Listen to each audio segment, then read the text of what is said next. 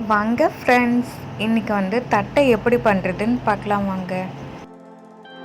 2 cup அளவுக்கு வந்து அரிசி மாவு எடுத்துக்கோங்க. அது ஒரு கடாயில் போட்டுட்டு நல்லா வந்து வறுங்க. லோ ஃப்ளேமில் வச்சு ஒரு 2 நிமிஷத்துக்கு வந்து வறுத்துக்கோங்க. ஹை ஃப்ளேமில் வைக்காதீங்க, தீஞ்சு போயிடும் மாவு. இப்போ நான் காமிக்கிற பதம் அளவுக்கு வந்து வறுத்துக்கோங்க. இப்போ நம்ம கையில் எடுத்து இப்படி போடும்போதே உங்களுக்கு தெரியும் அந்த பதம். அந்த அளவுக்கு வறுத்துக்கோங்க. மாவு வறுத்து எடுத்தாச்சு. இப்போ என்ன பண்ண போகிறோம்னா, சூடான எண்ணெய் வந்துட்டு இதில் சேர்த்துக்கணும். ஒரு 2 கரண்டி அளவுக்கு நீங்கள் சேர்த்துக்கிட்டிங்கன்னா கரெக்டாக இருக்கும். சேர்த்துட்டு அப்படியே கிளறி விடுங்க.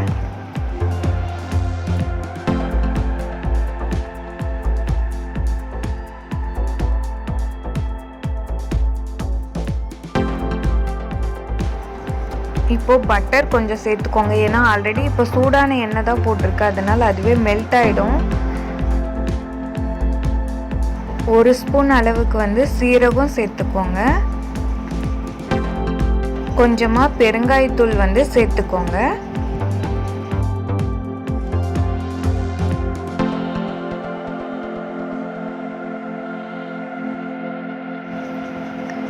அடுத்ததாக 2 ஸ்பூன் அளவுக்கு வந்து மிளகாய்த்தூள் சேர்த்துக்க போகிறோம். நம்ம காரத்துக்கு தகுந்த அளவுக்கு சேர்த்துக்கலாம்.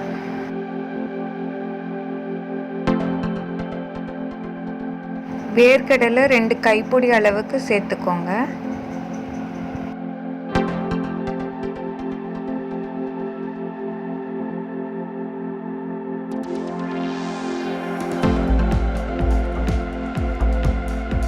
ஒரு 5 பல்லு பூண்டு வந்து அம்மியில் வச்சு இடிச்சிட்டு மாவில் சேர்த்துக்கோங்க. ஒரு கைப்பிடி அளவுக்கு கருவேப்பிலை வந்துட்டு பொடிசாக கட் பண்ணிவிட்டு அதையும் இதில் சேர்த்துட்டு நல்லா மிக்ஸ் பண்ணிக்கோங்க.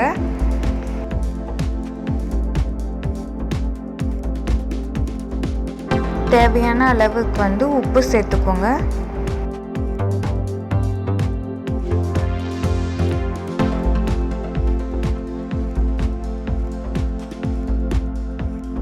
கடைசியாக இப்போ வந்து தண்ணி சேர்த்துக்க போகிறோம். நம்ம மாவு வந்து சப்பாத்தி பதம் அளவுக்கு வந்து தண்ணி ஊற்றிட்டு, நார்மலாக எப்பயும் சப்பாத்தி செய்கிறதுக்கு வந்து மாவு பிணையும்ல, அந்த மாதிரி பிணைஞ்சி எடுத்துக்கோங்க.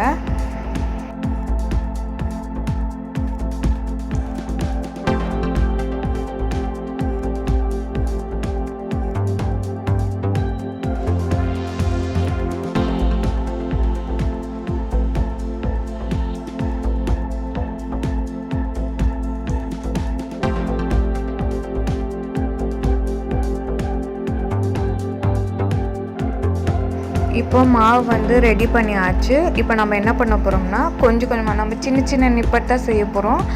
கொஞ்சமாக வந்து மாவு எடுத்து கையில் வச்சு அப்படியே உருட்டி உருட்டி போடுங்க.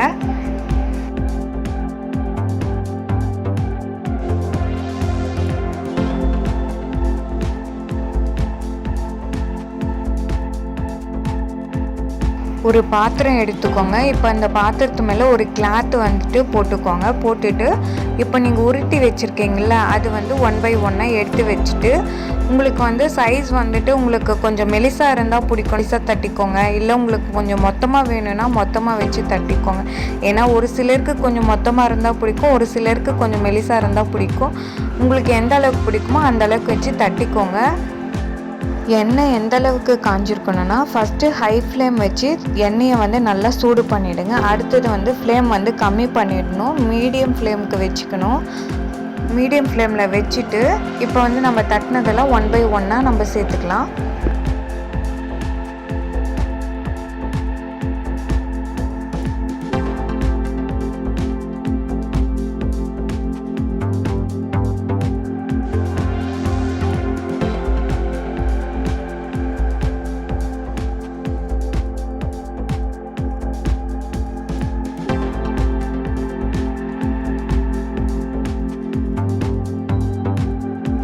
ஃபஸ்ட்டு வந்து நம்ம எண்ணெயில் வந்து தட்டை ஆட் பண்ணும்போது பபிள்ஸ்லாம் வந்து அதிகமாக இருக்கும். நமக்கு வந்து தட்டை வேக வேக பபிள்ஸ்லாம் வந்து நமக்கு கம்மியாயிட்டே வரும்.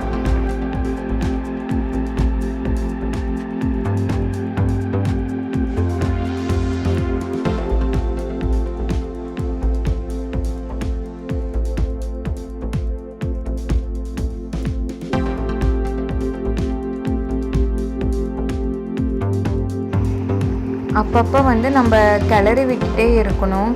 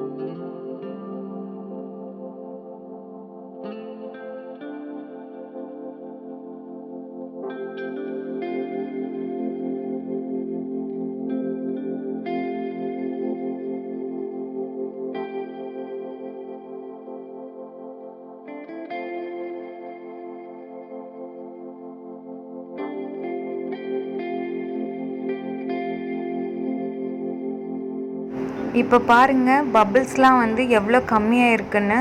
இப்போ வந்து தட்டை வெந்துடுச்சு. இந்த ஸ்டேஜில் இருக்கும்போது நம்ம வந்து இப்போ தட்டை வந்து எடுத்துடலாம். அவ்வளோதாங்க, சுவையான தட்டை வந்து ரெடி பண்ணியாச்சு.